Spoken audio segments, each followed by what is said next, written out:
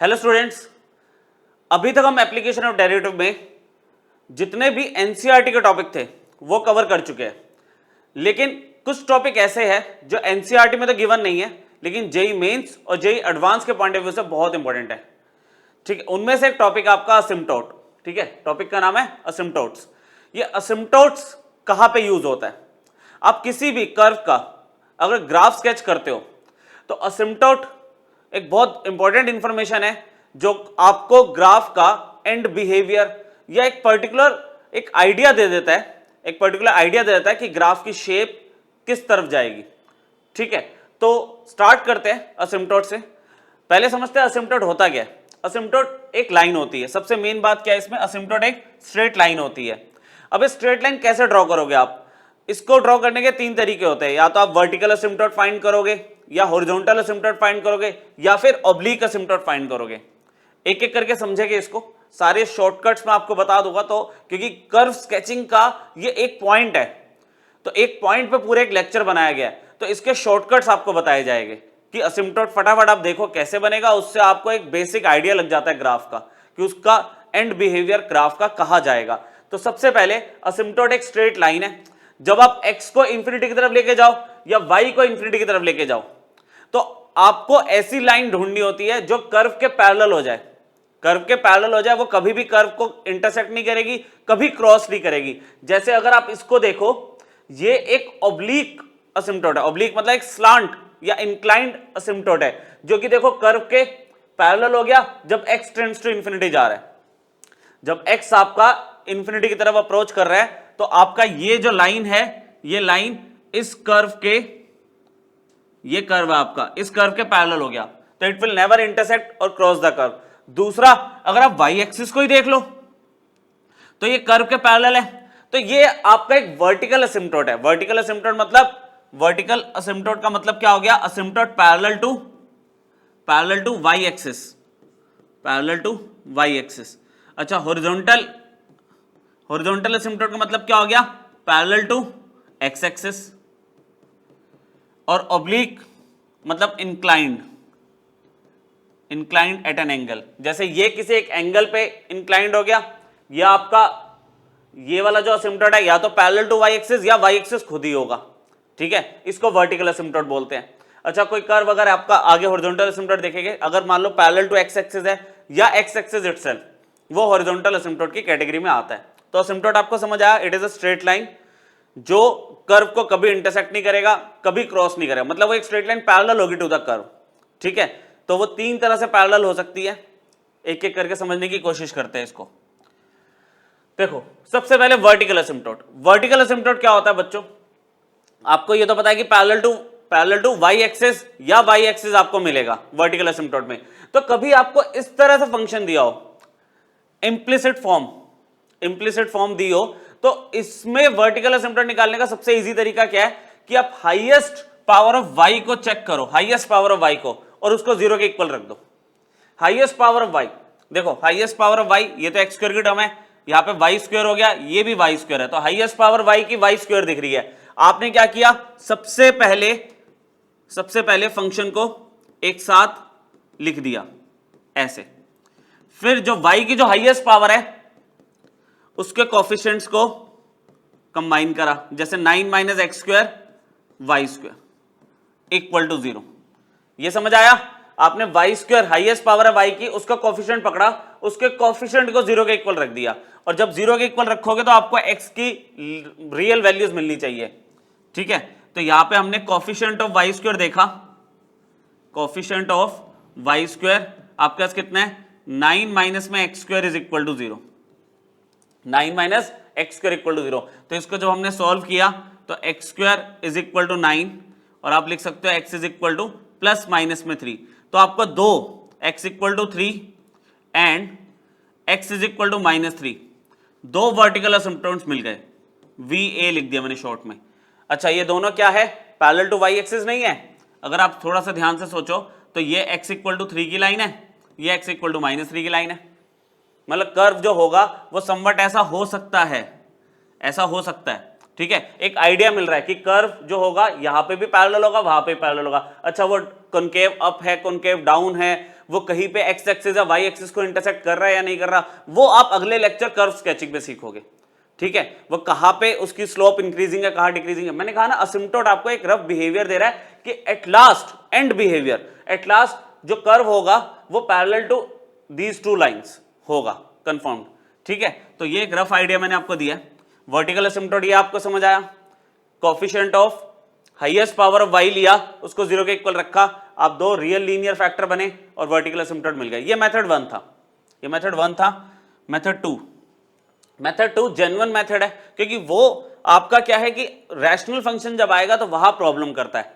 Rational function में आपको वहां पे कोफिशिएंट ऑफ वाई स्क्वायर निकालने में दिक्कत आएगी, या हाईएस्ट पावर ऑफ वाई, क्योंकि अगर कोई चीज अपॉन में है और आपका purely F x in terms of x दिया हुआ है, एफ एक्स दिया हुआ है ना, ये तो क्या था, इम्प्लिसिट फंक्शन था, उसमें वो मेथड एप्लीकेबल था। अगर आपको कोई मेथड ऐसा है जिसमें एफ एक्स दिया हुआ है 2 माइनस एक्स अपॉन में 5 प्लस एक्स, तो प्योरली एक्स के टर्म से, मतलब एक्सप्लिसिट फंक्शन अगर दिया हुआ है, उस केस में हम क्या करते हैं, हम वर्टिकल असिम्प्टोट किसको बोल सकते हैं, जब चारों में से कोई एक कंडीशन वैलिड हो। अब वो चारों में से कौन सी कंडीशन वैलिड है कि आप एक ऐसा पॉइंट ए ढूंढोगे, आप एक ऐसा पॉइंट ए ढूंढोगे जिसकी लिमिट अगर मैं राइट लिमिट ले लूं RHL ए पॉजिटिव और फंक्शन की लिमिट आंसर आ जाए इनफाइनाइट, क्लियर। या फिर मैं लेफ्ट हैंड साइड देख लूं, मतलब ए के राइट में देखूं तो फंक्शन की लिमिट पॉजिटिव इंफिनिटी आ जाए, या फिर ए के लेफ्ट में देखूं तो फंक्शन की लिमिट पॉजिटिव इंफिनिटी आ जाए। तो कह रहा है कि यहां पे जो ए जिस पॉइंट के अबाउट आप LHL RHL देख रहे हो ना फंक्शन का, वो लाइन x इक्वल टू ए आपका वर्टिकल असिम्प्टोट होता है। एक और पॉइंट ऐड करते हैं इसमें, अगर मान लो आप ए का RHL लेते हो या ए का LHL लेते हो और फंक्शन की लिमिट आपकी माइनस इंफिनिटी आ जाए, माइनस इंफिनिटी, तो उस केस में भी आपके जो ए पे आप जहां पे लिमिट देख रहे हो वो x equal to a is the vertical asymptote of the given curve. ठीक है, अभी अप्लाई करेंगे तो आपको और अच्छे समझ आएगा। बाकी ये चारों कंडीशन में से कोई एक आ जाए तो आप बोल दोगे जिस पॉइंट पे आप लेफ्ट हैंड लिमिट या राइट हैंड लिमिट ले रहे हो। ठीक है, या ये भी कह सकते हैं हम ये भी कह सकते हैं इसमें कि लिमिट मैंने ए पे देखी सिर्फ फंक्शन की और मुझे पॉजिटिव इंफिनिटी मिल गया, या फिर ऐसा भी हो सकता है limit x tends to a f x लिया और मुझे माइनस इंफिनिटी मिल गया, तब भी x equal to a is the vertical asymptote of the given curve. मतलब एटलीस्ट वन ऑफ दीज, ये चार या ये दो, इनमें से कोई भी कंडीशन अगर वैलिड है, प्रूव हो गई, तो आप x इक्वल टू ए को वर्टिकल असिम्प्टोट बोल दोगे। ये कब एप्लीकेबल है, ये एक्सप्लिसिट फंक्शन पे एप्लीकेबल है। पीछे वाला जो मेथड मैंने बताया था वो कब एप्लीकेबल है, इम्प्लिसिट पे, है ना। ये रैशनल फंक्शंस में पर्टिकुलरली अप्लाई होता है। देखते हैं अभी और अच्छे समझते हैं। जैसे मैंने क्या किया, रैशनल फंक्शन की फॉर्म ले ली। अब एक मेथड मैंने आपको पीछे बता दिया। अब आप यहां पे देखो ना, x की कौन सी ऐसी वैल्यू लोगे, आप यहां पे x की कौन सी ऐसी वैल्यू लोगे जिससे इस फंक्शन की लिमिट, आप x की लिमिट यहां पे मान लो आप fx में यहां पे x की किसके अराउंड आप लिमिट लोगे जिससे यह फंक्शन इनफाइनाइट आ जाए। आप कह दो कि 2 पॉजिटिव ले लो। आप क्या करोगे, अगर आप 2 पॉजिटिव ले लो तो देखना आंसर क्या आ रहा है। 2 पॉजिटिव में आपका, अगर जैसे करते नहीं थे 2 पॉजिटिव में हम क्या लेते थे, 2 प्लस h लेते थे, है ना, और h टेंड्स टू 0 कर देते थे। ओवरऑल क्या आएगा, 2 माइनस 2 माइनस h, तो ओवरऑल ये माइनस इंफिनिटी आ गया। तो इसका मतलब क्या हो गया, 2 मेरा वर्टिकल असिम्प्टोट है, 2 हमारा वर्टिकल असिम्प्टोट है। ये मेथड 1 जो हमने अभी मेथड 2 पढ़ा था उसको मैंने अप्लाई करके देखा। कह रहा इससे भी इजी मेथड, अगर ये रैशनल फंक्शन है, अब देख लो डिनोमिनेटर को 0 के इक्वल रख दो। वर्टिकल असिम्प्टोट फाइंड करने का सबसे शॉर्टकट तरीका ये है, पर्टिकुलरली रैशनल फंक्शन के अंदर आप डिनोमिनेटर को 0 के इक्वल रख दो और जो वैल्यू आपकी आ रही है x की, दैट इज अ वर्टिकल असिम्प्टोट। ठीक है, तो आपने यहां पे क्या किया, डिनोमिनेटर आपके पास क्या है 2 माइनस एक्स, आपने 0 के इक्वल रखा, तो x इक्वल टू 2, आपको 2 माइनस एक्स इक्वल टू 0 रखा, तो x equal to 2 is vertical asymptote of given function. जो पीछे अभी मैंने लिमिट वाला मेथड बताया था वो भी एप्लीकेबल है। समझ रहे हो, आप x की कौन सी वैल्यू लोगे जिससे मेरे फंक्शन की लिमिट पॉजिटिव इंफिनिटी आ जाए या माइनस इंफिनिटी आ जाए, तो वो 2 ही तो है। 2 पॉजिटिव 2 नेगेटिव, दोनों पे पॉजिटिव इंफिनिटी माइनस इंफिनिटी आ रहा है। उससे भी बेटर वो तो डेफिनेशन थी एक तरह से, उससे भी बेटर रैशनल फंक्शन है। कह रहा सबसे पहले ना आप एफ को देख लो, वो रिड्यूस्ड फॉर्म में तो है। रिड्यूस मतलब कुछ कैंसिल तो नहीं हो रहा, नहीं हो रहा। उस केस में फिर क्या करोगे आप, vertical asymptotes are the vertical lines that correspond to the zeros of the denominator, मतलब डिनोमिनेटर के जो जीरोस आ रहे हैं वो आपके वर्टिकल एसिम्पटोट्स है। और ये देखो ना x equal to 2 is the vertical line, parallel to y axis ही तो है ये। नेक्स्ट देख लेते हैं, रिड्यूस्ड फॉर्म है, कुछ कैंसिल तो नहीं हो रहा, नहीं हो रहा। आपने डिनोमिनेटर को पकड़ा, उसको 0 के इक्वल रखा, x इक्वल टू 4 आ गया, इज वर्टिकल एसिम्पटोट। बच्चों एक चीज और देख लेना, देखो मैं तो पहले ही आपको बता रहा हूं कि आप रिड्यूस्ड फॉर्म में बात करना है इसमें। इन केस रिड्यूस्ड फॉर्म आपने चेक नहीं करी, ये वैल्यू आप रख के देख लेना फंक्शन में, कहीं 0/0 तो नहीं आ रहा, तो नहीं होगा ये, है ना। अभी अगर आप चेक करो, तो मैंने x के लिए 4 रखी, तो 3 × 4 12 और 4 - 4 0, ये चलेगा ना, ये चलेगा, क्योंकि फंक्शन मेरा क्या होना चाहिए, इट टेंड्स टू इंफिनिटी और -∞। x की वो वैल्यू हम वर्टिकल एसिम्पटोट में ले लेते हैं, लेकिन 0/0 दैट इज इनडिटर्मिनेट फॉर्म आ गया, तो फिर वर्टिकल एसिम्पटोट एग्जिस्ट नहीं करेगा, ठीक है। तो ध्यान रखना। अच्छा, जब आप रिड्यूस्ड फॉर्म की आदत डाल लोगे ना, तो ये दिक्कत आएगी नहीं 0/0 की। एक अगला क्वेश्चन कराता हूं आपको, देखो नेक्स्ट देखते हैं। जैसे ये, अब इसमें आप पहले चेक कर लो रिड्यूस्ड फॉर्म है या नहीं है। तो रिड्यूस्ड फॉर्म के लिए हम क्या करेंगे, पहले थोड़ा सा आप सिंप्लीफाई तो करोगे ना। जैसे आपने इसको नीचे मिडिल टर्म स्प्लिटिंग करा, तो 21 आपका 7 और 3 हो गया, तो आपका फैक्टर क्या बन गया, x - 7 और x + 3। चेक कर लो कुछ कैंसिल तो नहीं हो रहा, नहीं हो रहा। अगर कैंसिल हो रहा होता, कैंसिल करने के बाद आप डिनोमिनेटर को 0 के इक्वल रखोगे, क्लियर। तो यहां पे ये रिड्यूस्ड फॉर्म में है ऑलरेडी, ये आपकी रिड्यूस्ड फॉर्म में ऑलरेडी है, तो यहां पे हमने रिड्यूस्ड फॉर्म पे टिक लगा दिया। फिर डिनोमिनेटर को पकड़ा और उसको 0 के इक्वल रखा, तो यहां पे x की दो वैल्यूज आ रही है, 7 और -3। तो एक बार मुझे x = 7 एक वर्टिकल एसिम्पटोट मिल गया, ठीक है, और एक आपका x = -3 is vertical asymptote of the given function, ठीक है। v.a मतलब वर्टिकल एसिम्पटोट, मतलब ये दोनों lines parallel to y axis है, और इन पैरेलल लाइंस के एंड में अगर मैं बात करूं, कर्व के एंड बिहेवियर जो होगा, आपका जो कर्व इन दोनों लाइंस के पैरेलल हो जाएगा। ये ऐसा भी हो सकता है, देखो मैं आपको बताता हूं।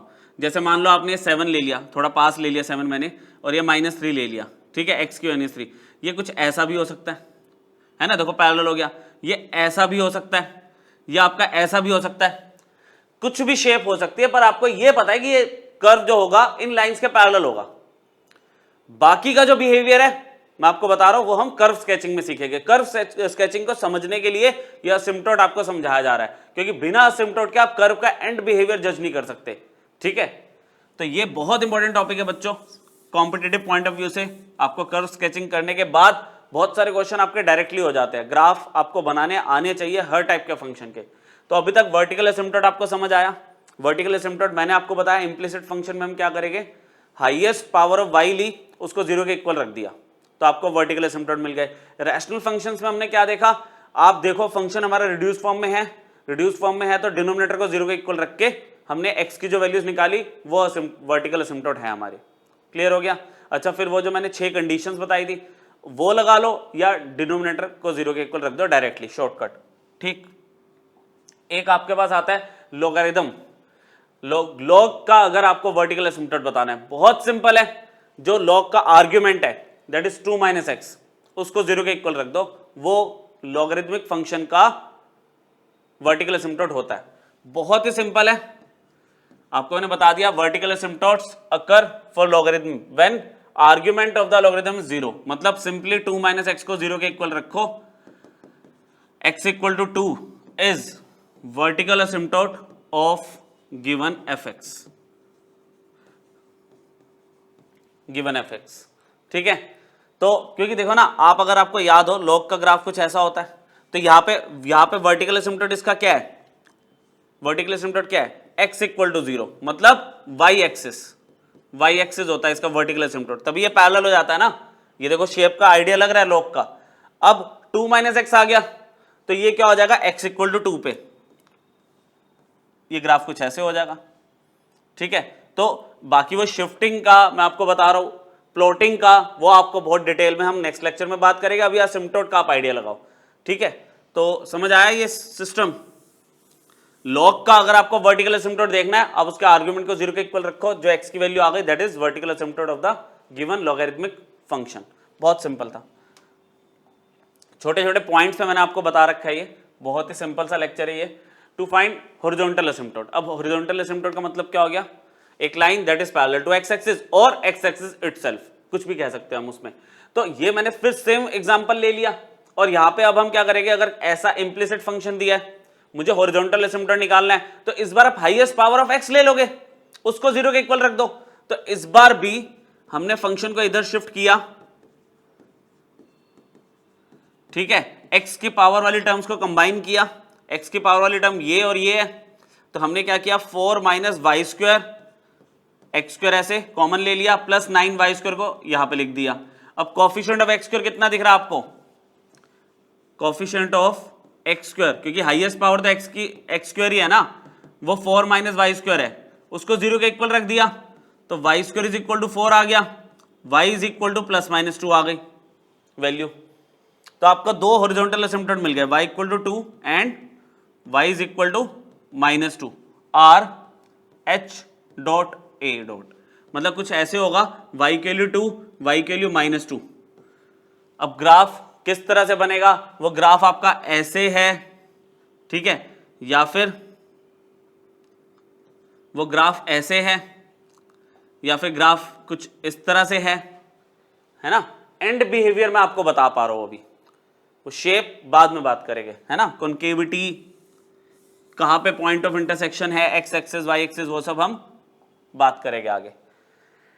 अच्छा, मेथड 2 वो मेथड 1 था।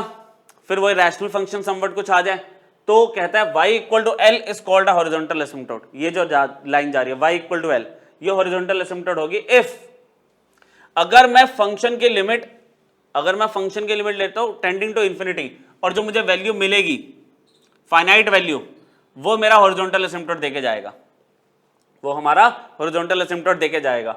अच्छा, अगर माइनस इंफिनिटी ले लो फंक्शन पे, यार एफ एक्स तो आपको दिया हुआ है ना, उस पे आप लिमिट कैलकुलेट कर दो, x टेंड्स टू इंफिनिटी या x tends to minus infinity. उस केस में जो हमारा लिमिट का फाइनाइट जो आंसर आ रहा है वो y इक्वल टू एल, ठीक है, पैरेलल टू x एक्सिस वाली जो लाइन होगी about this point will be horizontal asymptote of the given function. समझ आई बात। वहां पे x इक्वल टू a ले रहे थे, यहां पे y इक्वल टू एल ले रहे हैं, क्योंकि x इक्वल टू a का मतलब क्या, line parallel to y axis, vertical asymptote. y equal to L का मतलब क्या है, line parallel to x axis, horizontal asymptote passing through point l। Clear. अब इसके अंदर भी रैशनल फंक्शन आएगा तो देखते हैं, रैशनल फंक्शन आएगा तो देखते हैं। उससे पहले जैसे ये एक्सपोनेंशियल फंक्शन फॉर्म दे रखी है, ठीक है, तो जो डेफिनेशन पीछे देखिए उसमें देखते हैं कि जो भी फंक्शन दिया है, क्या मैं उसमें इनफाइनाइट लिमिट रख के कोई फाइनाइट वैल्यू निकाल सकता हूं। देखो पहले इसमें अगर मैं इनफाइनाइट पे लेता हूं ना लिमिट, तो सॉल्व करना थोड़ा सा डिफिकल्ट हो जाएगा। अगर मैं ये ले रहा हूं यहां पे, तो limit x tends to infinite 4 into e raise to power 2x और 1 प्लस ई एक्स का स्क्वायर। देखो लिमिट से सॉल्व करनी आनी चाहिए ना आपको। यहाँ पे आप लिमिट रखते हो अगर तो इन्फिनिटी बाय इन्फिनिटी की फॉर्म आ रही है ना, infinity by infinity that means indeterminate form. तो कुछ करना पड़ेगा हमें इसमें आपको। देखो सॉल्व आप डायरेक्टली भी खुद भी कर सकते हो, पर मैं आपको करके दिखा देता हूँ। मैंने क्या किया, ई रेज टू पावर 2x से डिवाइड कर दिया। एक एक स्टेप करके दिखा रहा हूँ, स्किप कर सकते हो कुछ चीज़ें इसमें, है ना। मैंने ये कर दिया, ई रेज टू पावर 2x से ऊपर नीचे डिवाइड कर दिया। Then limit x tends to infinity, क्या हो गया यहाँ पे 4 टाइम्स, मतलब 4 के साथ तो कुछ भी नहीं है, 1 plus e x divided by x का होल स्क्वायर ले लिया। क्या कहते हो, कंप्लीट स्क्वायर में ले गए, है ना, ई एक्स का स्क्वायर ही तो है ये। और फिर हमें क्या मिला, ये बन गया e raise to power minus x plus 1 का होल स्क्वायर। बात समझ आ रही है ना। 1 अपॉन में e raise to power x is e minus x, e x से ई एक्स कट गया, 1 आ गया। लिमिट अभी भी चल रही है, एक्स टेंड्स टू इन्फिनिटी। देखते हैं अब अगर मैं इन्फिनिटी रख दूं तो बच्चों e raise to power minus infinity तो जानते हो ना, 1 अपॉन में ई की पावर इन्फिनिटी 1 बाई इन्फिनिटी 0 करके दिखा दिया आपको। वैसे आपको पता था ये 0 ले लिया, 0 0 प्लस 1 1 हो गया। तो लिमिट जैसे ही रखी यहाँ पे 4/1 का स्क्वायर, आंसर क्या आ गया 4 आ गया।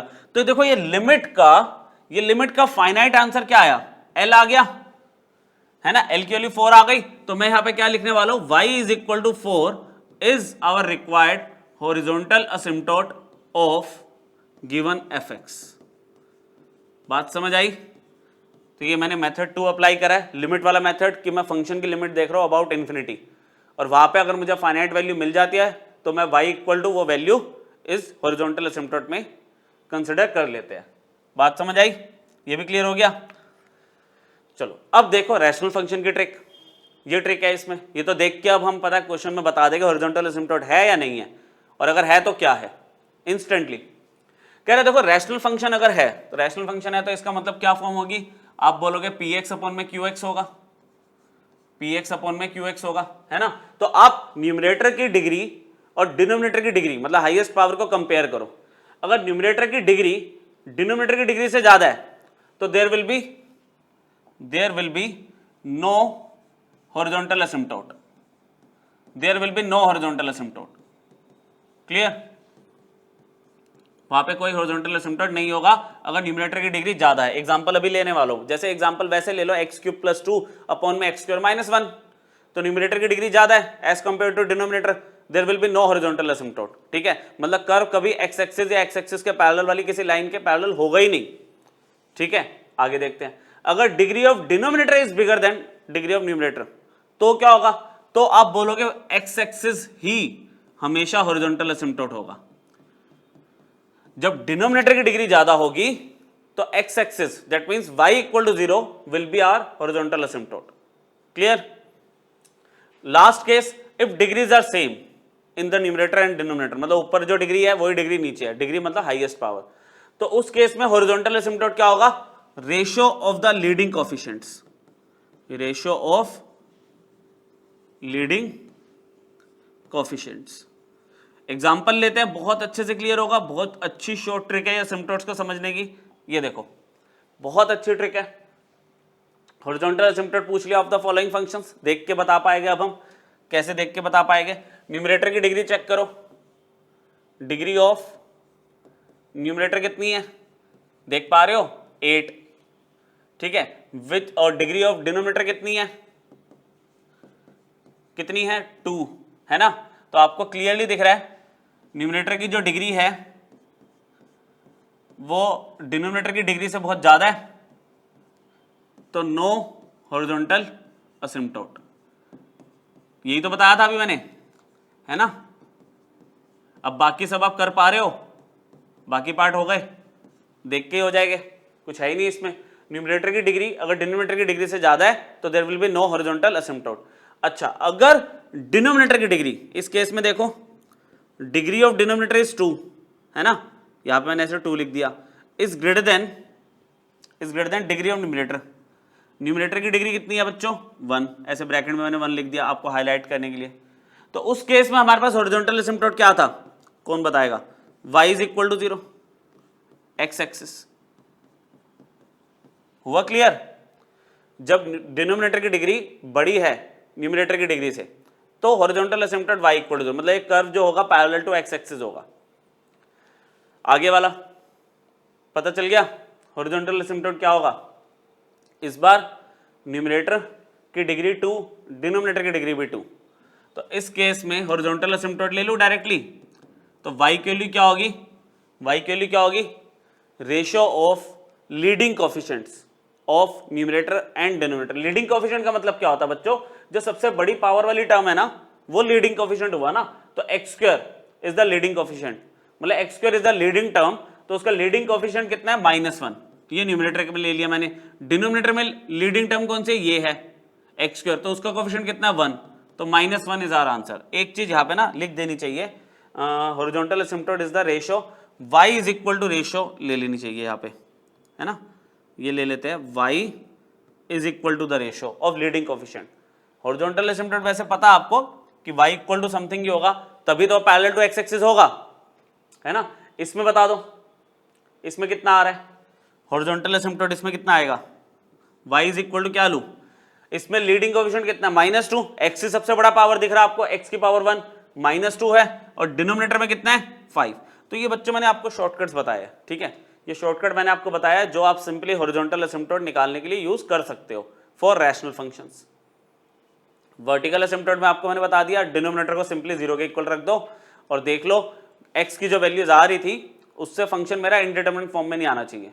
अगर फंक्शन हमारा इनफाइनाइट आ रहा है चलेगा वर्टिकल एसिम्पटोट में, ठीक है। एक बार रिवाइज करना, मुश्किल से सेकंड्स का काम है क्योंकि मुझे कर्व बनाने के लिए 1 या 2 मिनट मिलते हैं, ठीक है। तो हॉरिजॉन्टल एसिम्पटोट तो उसका एक पार्ट है, वर्टिकल एसिम्पटोट एक पार्ट है, तो वो हार्डली 10 सेकंड 15 सेकंड में आपका काम हो जाना चाहिए। अच्छा, हॉरिजॉन्टल वर्टिकल तो आप देख के बता दोगे, आप सॉल्व करना नहीं। ऑब्लिक में थोड़ी सी वर्किंग हमें करनी पड़ती है, सीखेंगे अभी, आज ही खत्म करते हैं इसको थोड़ा सा और देख के।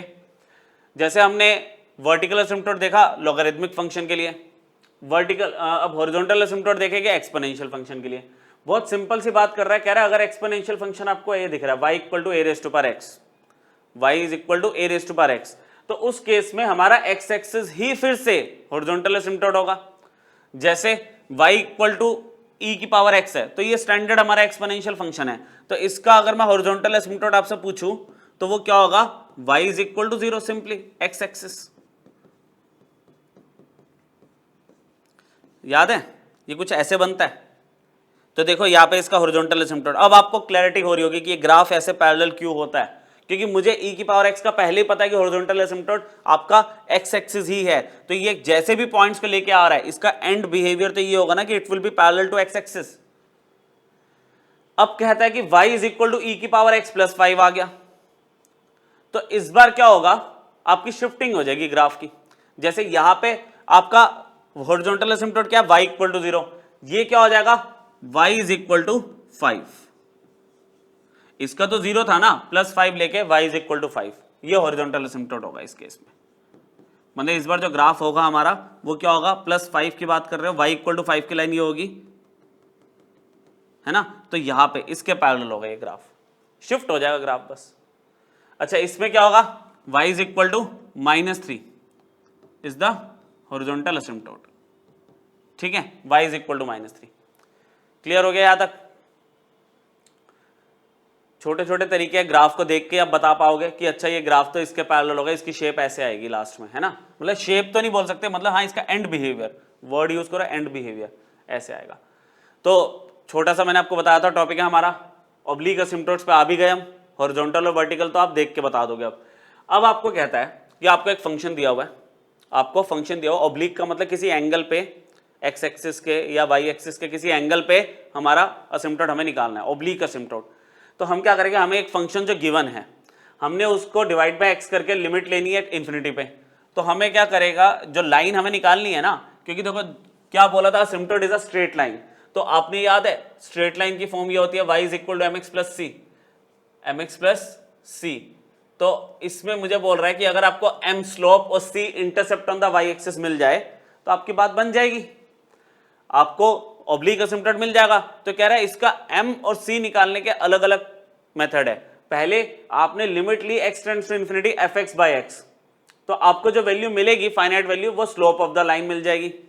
और फिर अगर आप fx में m1x सब्ट्रैक्ट करके m1 के लिए ऑब्टेन करने के बाद फिर लिमिट इंफिनिटी निकालते हो तो वो जो मिलेगा आपको इंटरसेप्ट मिलेगा ऑन y एक्सिस, और इन दोनों को यूज करके आप क्या ले लोगे, ये आपका पहला एसिम्पटोट आ गया। अच्छा, यहां पे मैंने x टेंड्स टू इंफिनिटी लिया है तो ये राइट इंक्लाइंड एसिम्पटोट होगा, राइट इंक्लाइंड एसिम्पटोट। अच्छा, बाई चांस इसमें स्लोप 0 आ गई, बाई चांस इसमें m1 की वैल्यू 0 आ गई तो ये क्या होगा, राइट हॉरिजॉन्टल एसिम्पटोट, ठीक है। हॉरिजॉन्टल मतलब वही पैरेलल टू एक्स एक्सिस वाला एसिम्पटोट बन जाएगा, इंक्लाइंड वाला। इंक्लाइंड क्या हो जाएगा, कन्वर्ट हो जाएगा, क्योंकि स्लोप 0 हो गई ना, स्लोप 0 हो गई तो पैरेलल हो गया टू द एक्स एक्सिस, तो हॉरिजॉन्टल एसिम्पटोट बोल रहा हूं मैं साथ में इसको, राइट साइड का। अगर कहता है कि आपने लिमिट, फॉर्म वही है fx अपॉन में x, लेकिन इस बार जो लिमिट ली वो माइनस इंफिनिटी ले ली, उस केस में जो वैल्यू आ रही है वो आपको m2 मैं कंसिडर कर रहा हूं, मतलब स्लोप पहले m1 है, इस बार m2 ले लिया, और इस बार m2x लेके fx में से माइनस करके फिर माइनस इंफिनिटी की लिमिट निकाली इस पूरे एक्सप्रेशन की, तो जो वैल्यू है उसे c2 ले लिया। तो कह रहा है इस बार ये वाली जो लाइन है ये भी एसिम्पटोट होगी, लेकिन क्या होगी, लेफ्ट इंक्लाइंड, क्योंकि इस बार मैं जो लिमिट क्या ले रहा हूं, x tends to minus infinity, कि लेफ्ट की तरफ x जा रहा है आपका। और अगर इस केस का M2 0 आ जाए तो मैं बोलूंगा लेफ्ट हॉरिजॉन्टल एसिम्पटोट, कि लेफ्ट साइड का हॉरिजॉन्टल एसिम्पटोट है, वो राइट साइड का, क्योंकि उसमें मैं ले रहा हूं x tends to positive infinity, है ना, पॉजिटिव x एक्सिस पे इंफिनिटी की तरफ जा रहा है, इसमें नेगेटिव x एक्सिस पे जा रहा है। तो ये चीजें आपको ध्यान रखनी है। अप्लाई करता हूं, एक क्वेश्चन ले लेते हैं इसका बढ़िया सा, कि फाइनली इनका क्या एप्लीकेशन है इन सब का। मुझे बोल दिया कि असिम्पटोट बताओ, असिम्पटोट्स बताओ, है ना, बोला नहीं कि ऑब्लिक बताओ। तो यहां पे कभी भी अब फंक्शन ऐसे दिया होगा तो आप हर तरह का असिम्पटोट निकालने की कोशिश करोगे। फिर असली यूसेज, कि आप इलिस्ट्रेट करो position of the curve relative to its asymptotes, यही सीखना बस हमें आज क्लास में लास्ट। ठीक है, देख रहे हैं इसको, समझते हैं एक बार। आपने क्या लिया, y is equal to 2x plus 3/x minus 1 दे दिया। स्टार्ट कहां से करते हैं, वर्टिकल एसिम्पटोट से। हमने फटाफट इसका एलसीएम लिया, दो चीजें फटाफट करने की कोशिश करते हैं ना, जो सीख चुके हम। हमने क्या सीखा था, वर्टिकल एसिम्पटोट कैसे मिलेगा भाई, वर्टिकल एसिम्पटोट के लिए हमने क्या सीखा था, आप डिनोमिनेटर को 0 के इक्वल रख दो। डिनोमिनेटर क्या, x इक्वल टू 0, मतलब y एक्सिस जो है ना वो आपका वर्टिकल एसिम्पटोट है। वर्टिकल एसिम्पटोट में हमने क्या सीखा था, डिनोमिनेटर को 0 के इक्वल रख दो, रख दिया। अच्छा, अब रख के एक बार चेक कर लो कि ऊपर कहीं 0 तो नहीं आ रहा, नीचे तो 0 आ रहा है, ठीक है, लेकिन ऊपर देखना यहां पे क्या हुआ, इधर 0 रखा, 0 हो गया, ये 0 हो गया, तो 3/0 आ रहा है ना, 3/0 आ रहा है, ये चलेगा, ये चलेगा, 0/0 नहीं आना चाहिए। ठीक है, चलो अब इसके बाद हॉरिजॉन्टल एसिम्पटोट में आपको क्या बताया गया था, हॉरिजॉन्टल एसिम्पटोट, उसमें आपको बोला गया था कि आप डिग्रीज को कंपेयर करो। देखो न्यूमरेटर की डिग्री आपकी ज्यादा है, जब बताया गया था न्यूमरेटर की डिग्री ज्यादा है डिनोमिनेटर से, नो हॉरिजॉन्टल एसिम्पटोट, नो हॉरिजॉन्टल एसिम्पटोट। चलो ये बात तो खत्म भी हो गई। तो ये मैंने कहा था, देखो इतना जो हमने 10-15 मिनट सुना उसमें ये निचोड़ था, इसका कंक्लूजन ये था, वर्टिकल एसिम्पटोट देख के पता चल रहा है, हॉरिजॉन्टल एसिम्पटोट देख के पता चल रहा है होगा या नहीं होगा। ठीक है, चलो ये बात खत्म हो गई यहाँ पे। अब बात कर रहे हैं ऑब्लिक एसिम्पटोट की। ऑब्लिक एसिम्पटोट के लिए हम क्या करेंगे, यहां से स्टार्ट कर लो, इधर से ही शुरू कर देते हैं, है ना, यहाँ पे हेडिंग डाल देता हूँ, थोड़ा सा वर्किंग यहाँ कर लेते हैं, फिर थोड़ी वर्किंग पीछे ले जाएगी इसकी। ऑब्लिक एसिम्पटोट की अगर मैं हेडिंग डाल के शुरू करूँ इसमें, तो एक चीज आप कैलकुलेट करोगे कैसे, आपको सिखाया गया था कि लिमिट लोगे x tends to infinity fx by x, बोला था स्टार्ट यहां से करना है, m1 मिलेगा इससे, स्लोप ऑफ द असिम्पटोट, तो limit x tends to infinity 1/x को मैंने साइड में लिख दिया है, 1/x को, fx की वैल्यू क्या है, ये 2x square plus 3 minus x divided by x, ये पूरा fx है, मान गए। अच्छा, ये मल्टीप्लाई होकर x स्क्वायर हो गया, इस लिमिट को तो एटलीस्ट सॉल्व करके m1 इसी पेज पे निकाल लेते हैं, तो ये कितना आ जाएगा 2x square plus 3 minus x divided by x square. अच्छा, इनफाइनाइट वाली लिमिट को सॉल्व करना आता है, जो हाईएस्ट पावर है उससे ऊपर नीचे डिवाइड कर दो, या सिंपली ये तो वैसे भी हो ही रहा है, सिंगल टर्म है तो डिनोमिनेटर में सिंगल टर्म है, तो आपको इतना तो पता चल ही रहा होगा, ये हो जाएगा 2 प्लस 3/x स्क्वायर और माइनस में 1/x। समझ आ गई बात, x स्क्वायर मैंने इसके नीचे भी लिखा है, इसके नीचे भी लिखा है, इसके नीचे भी लिखा, x स्क्वायर से x स्क्वायर क्रॉस हो गया, x upon x square is 1/x। अब लिमिट अगर यहां सब्स्टिट्यूट करते हो तो 3/∞ क्या होगा, 3/∞ 0, 1/∞ क्या होगा 0, तो बचा क्या 2। तो आपको अभी क्या बताया था, fx by x, well limit x tends to infinity, जो वैल्यू आएगी it is slope of right inclined asymptote. अच्छा, ये राइट हॉरिजॉन्टल तो नहीं है क्योंकि m1 के लिए 0 तो नहीं आई, तो यहाँ पे क्या मिल गया मुझे, ये राइट इंक्लाइंड असिम्पटोट की स्लोप मिल गई। अब बात कर रहे हैं हम इसके इंटरसेप्ट की, इंटरसेप्ट कैसे निकालना था। अब कंसिडर आप क्या करोगे, अब आप कंसिडर करोगे इसमें fx माइनस में m1x, और फिर लिमिट आप x टेंड्स टू इंफिनिटी लेके चलोगे। ठीक है, तो limit x tends to infinity की बात करूं तो fx कितना था आपके पास, 2x square plus 3 minus x divided by x था, है ना, और माइनस m1 के लिए आपने निकाली 2 और x तो x ही रहेगा, एलसीएम ले लेते हैं। अगर आप इसका एलसीएम लेते हो, limit x tends to infinite, आपने यहाँ पे x एलसीएम लिया तो आंसर क्या आया, 2x square plus 3 minus x minus में 2x स्क्वायर, 2x स्क्वायर से 2x स्क्वायर कैंसिल हो गया, limit x tends to infinity, 2x square से 2x स्क्वायर कैंसिल हो गया, क्या बचा 3 माइनस एक्स बाई एक्स। और इसकी भी लिमिट को अगर सॉल्व करना हमें पता है कैसे करना सॉल्व, तो क्या करोगे 3 by x minus x by x, 1 आ गया, x को इन्फिनिटी रखा आपने तो 3 बाई इन्फिनिटी 0 हो गया, तो ओवरऑल आंसर क्या आ गया -1। इस वैल्यू को क्या बोलेंगे हम C1, इसको क्या बोलेंगे हम C1। तो हमारे पास फाइनली ऑब्लिक एसिम्पटोट क्या मिलेगा।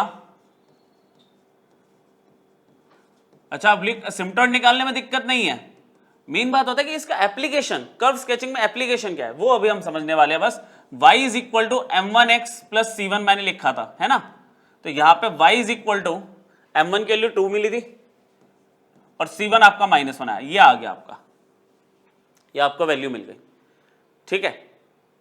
अच्छा, अगर माइनस इन्फिनिटी पे भी लेते हो तब भी सेम ही आएगा, तो एक ही ऑब्लिक एसिम्पटोट दिख रहा है मुझे इसमें।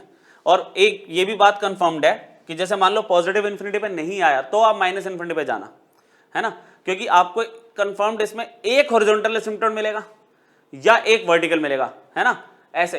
तो या तो हॉरिजॉन्टल एसिम्पटोट अगर आपको मिल गया, अगर यहाँ पे मैं क्या बोलना चाह रहा हूँ कि जो आपका इंक्लाइंड एसिम्पटोट है ना, वो राइट हॉरिजॉन्टल एसिम्पटोट मिलेगा और राइट इंक्लाइंड एसिम्पटोट मिलेगा, मतलब एक एक ही मिल सकती है वैल्यू, दो नहीं होगी उसमें, ठीक है। तो अगर दो इंक्लाइंड एसिम्पटोट है तो एक लेफ्ट होगा एक राइट होगा, ठीक है, तो दो नहीं हो गए इसमें। अब यहां पे अगर हम बात करते हैं, अब हम यहां पे बात करते हैं कि ऑब्लिक एसिम्पटोट निकालने के बाद इसको रिलेटिवली इसकी क्या पोजीशन होगी कर्व के साथ।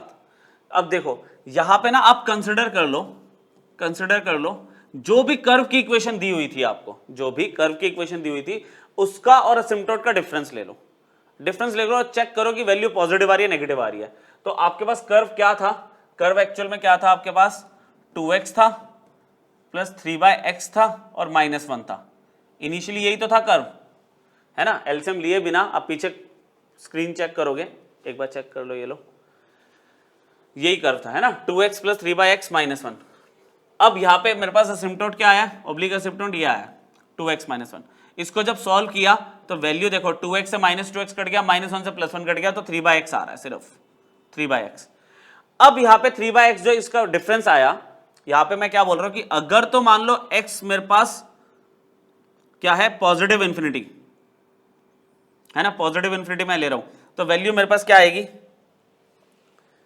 अगर x पॉजिटिव इंफिनिटी लेते हैं, या फिर अगर मैं बोलूं इसमें ये जो मेरे पास पूरा जो आंसर आ रहा है, अगर पॉजिटिव इंफिनिटी रखते हैं तो हमारे पास वैल्यू 0 आ रही है ना, 0 आ रही है।